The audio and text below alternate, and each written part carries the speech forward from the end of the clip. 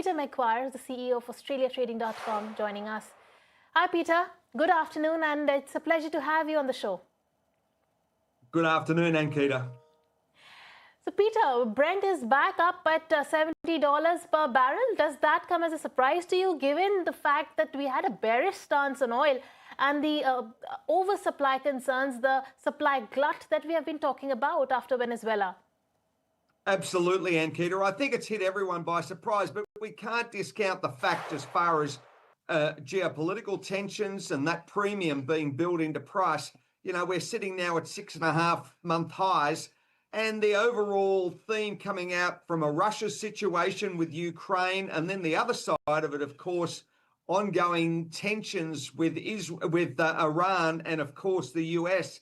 So as this unpacks, naturally, price gets a hit up, and it was hit up very, very strongly. And it'll be very interesting to see whether this washes out over the next couple of days or it increases.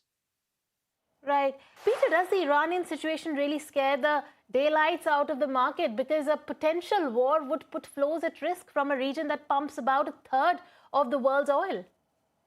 Absolutely. Well, the issue, there are a number of issues, but the other side of it, of course, to start with, Ankita, is when they look at shutting, and that would be Iran's capacity to shut the Strait of Hormuz or severely crimp it as far as passage, and how that would disrupt naturally oil supply and who's going to be the greatest.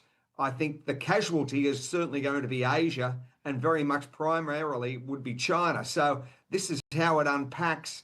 Whether there is going to be, whether that materializes, that again is very much a work in progress. And you've got to look at the second and third consequences of that strategy if that was to play out, and how would it move down the consumption chain to really impact many, many countries. Right. In fact, Peter, that was my next question. If Strait of Hormuz was to shut down, and if there was anyone who was at the receiving end of this war, it is perhaps Asia and specifically China. So there will be a lot of pressure from China and Iran because they get affected the most. Absolutely. And I think that China would be very much on Iran's doorstep to say, let's not look at, shutting down the Strait of Hormuz. And then you've got to look at what the US would be prepared to do. They could threaten it, and the Trump administration may just allow them to do that. So this is all going to be very much brinkmanship when it comes to strategy and how that plays out from a geopolitical lens. So the real loser, as I said, down the consumption chain could very much be Beijing. Right. Now it's difficult to say, and you don't really have a crystal ball, but what would be your projections for oil prices? Because they have remained very elevated. Now, on one side, we had, a bearish stance, a supply glut that is now getting outweighed by the fears of a supply disruption. Where do you see the demand and supply dynamics? How do you see that changing? And how do you see the prices moving ahead?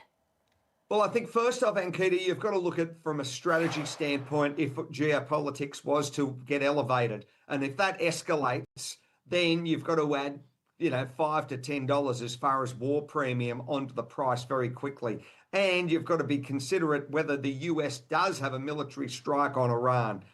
The second part, of course, is the Russia-Ukraine situation. If that just keeps on its current ground, that's going to probably add a little bit further heat to the argument. So you would expect prices to edge up higher, but that's again dependent very much on what themes are played out, and that's no one knows that unless you're in the Trump administration or in Tehran to know what your actual war strategy is. One final word before we let you go. Supply glut versus supply disruption. Where does the scale tip towards? Because that will perhaps decide the oil prices. $70 a barrel or sub 70, perhaps that's the deciding factor. Well, I think the supply glut, because everyone's mindful of that. And if the war premium was to dissipate, then I think prices would be certainly much cheaper than what they are at the moment. Brent would probably be in an early 60s to high 50 handle, WTI probably mid 50s.